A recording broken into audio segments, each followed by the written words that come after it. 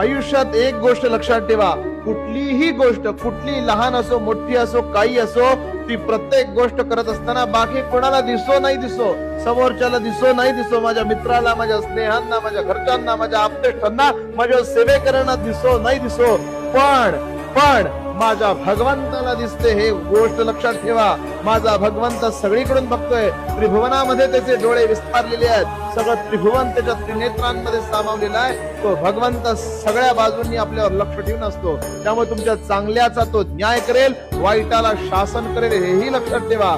त्यामुळे कुणाला फसवू नका, कुठल्या व्यक्तीला, कुठल्या विशेष करून कुठल्याही व्यक्तीला सांगतो, कुणालाही फसवू नका. कारण आपण जर फसवत असू तर आपण देखील एक दिवस फसू.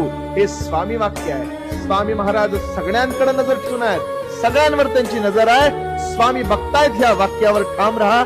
महाराज कल्याण करतील म्हणजे करतील.